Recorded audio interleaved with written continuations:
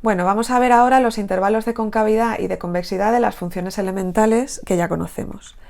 Vamos a empezar por la función afín.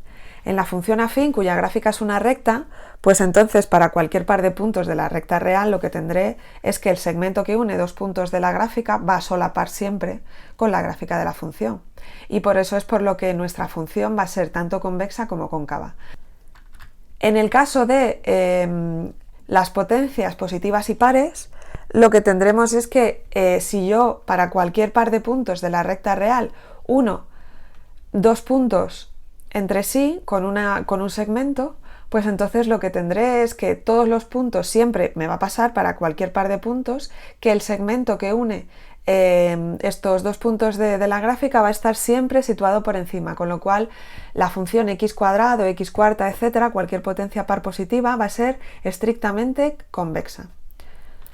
En el caso de las potencias positivas e impares, bueno, pues aquí lo que tenemos es que la función, si yo me cojo dos puntos cualesquiera de la recta real, pues, por ejemplo, si yo uno el punto 1 con el menos 1, pues tendré puntos donde el segmento esté a veces por encima y a veces por debajo. Así que realmente aquí la convexidad y la concavidad en este intervalo que yo me he cogido no va a estar correctamente definida. Pero si yo me restrinjo a un intervalo concreto, pues sí. En particular, si yo me cojo un intervalo que esté contenido, cualquier intervalo que esté contenido en el semieje negativo, desde menos infinito hasta el 0, pues cualquier par de puntos de ese intervalo va a hacer que el segmento que una los dos puntos de la gráfica va a estar siempre por debajo, estrictamente, de la gráfica de la función, y por lo tanto aquí tendremos que para este intervalo, el intervalo entre menos infinito y 0, la gráfica va a ser cóncava. De la misma forma, si yo me uno dos puntos cualesquiera que sean los dos positivos, si los uno por un segmento, entonces ese segmento va a estar siempre estrictamente por encima de la gráfica de la función y por lo tanto la función es convexa en el intervalo entre 0 e infinito. En el caso de las potencias negativas y pares, pues lo que observamos es que en primer lugar, para que nosotros podamos elegir dos puntos de un intervalo, los dos puntos tienen que estar dentro de un intervalo que esté contenido dentro del dominio de la función.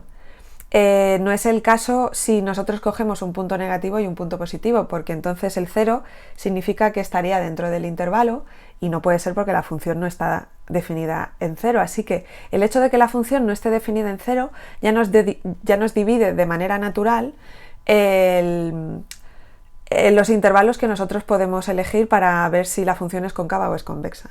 Pero bueno, si nos quedamos con los números negativos, con las x menores menores estrictas que 0, pues entonces tenemos que, si yo elijo cualquier par de puntos de ese intervalo, tendré que la gráfica de la función va a estar estrictamente por debajo del segmento que une los dos puntos, ¿vale? Para cualquier par de puntos, con lo cual aquí la función va a ser convexa.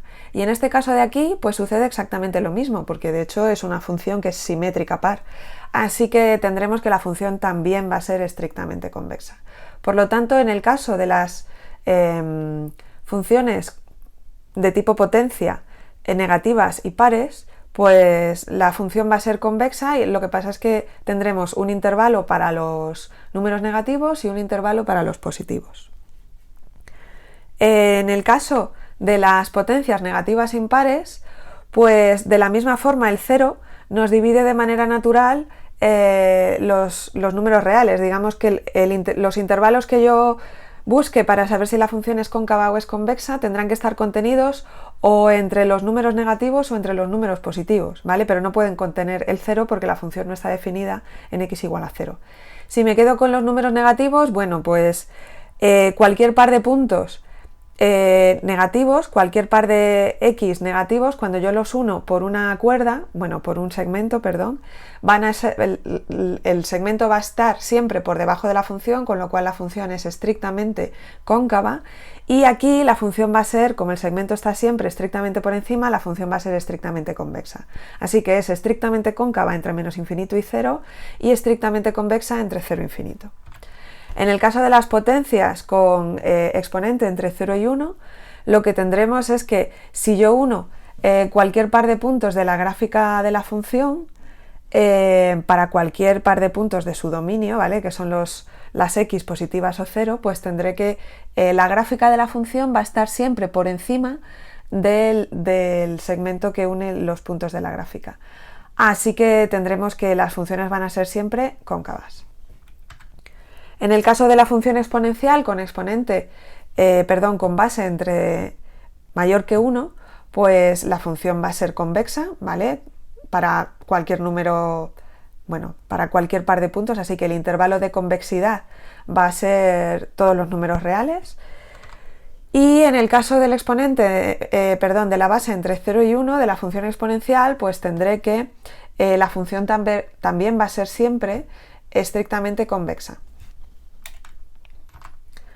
En el caso de la función logaritmo, pues tendremos que los puntos de la gráfica van a estar siempre por encima, estrictamente por encima de cualquier segmento que los una, así que lo que tendremos es que la función va a ser siempre estrictamente cóncava. Y en el caso de las funciones seno y coseno, bueno, pues tendremos intervalos de concavidad y de convexidad. Y esto, bueno, pues ya son un poco más difíciles de dividir, no era tan sencillo como en los casos anteriores. No van a estar estos intervalos, fijaos que no están entre un máximo y un mínimo, no, ¿vale? Porque entre un máximo y un mínimo, si yo me cojo, por ejemplo, este punto de aquí con este punto de aquí, ¿vale? Cuando yo uno esto mediante un segmento, voy a tener que los puntos van a cruzar justo en el punto de corte con el eje X, con lo cual eso no me va a dividir la concavidad y la convexidad de la función, sino que van a ser lo que en un futuro llamaremos, en el último tema veremos, van a ser los puntos de inflexión, ¿vale? El punto de inflexión es un punto que me divide la gráfica de la función, una región cóncava de una región convexa. Esos son los puntos de inflexión. En este caso, los puntos de inflexión coinciden, solo en este caso coinciden con los puntos de corte con el eje X, ¿vale? De forma que tendremos que la función va a ser cóncava en todo este intervalo, va a ser convexa en todo este intervalo, ¿vale? Y también siempre, solo en este caso, ¿vale? Para estas funciones, tendremos que la función va a ser siempre cóncava por encima del eje X y convexa por debajo del eje X. Y en el caso de la función tangente, pues lo que observamos es también algo parecido a lo que sucedía en la función en las potencias positivas e impares. De hecho, la gráfica, bueno, se parece un poquillo. Y lo que vemos es que si nos quedamos, bueno, en cada uno de estos intervalos que se repite periódicamente, lo que tenemos es que si nos quedamos entre menos pi medios sin incluir pi medios y 0, pues tendremos que la función será estrictamente cóncava en ese intervalo y estrictamente convexa entre 0 y pi medios. Y luego se va a ir repitiendo esta sucesión después. Fijaos que es en este caso que los casos que hemos visto, los puntos que me dividen las regiones de concavidad y de convexidad son los puntos de corte con el eje X. Pero eso no siempre pasa, ¿vale? De hecho, eso pasa en estas funciones, pero digamos que es una casualidad. En general no tiene por qué suceder eso, ¿vale? Cuando nosotros calculamos el punto de inflexión, que es, como he dicho, el que nos divide las regiones de concavidad y de convexidad de la función, no tiene por qué pasar.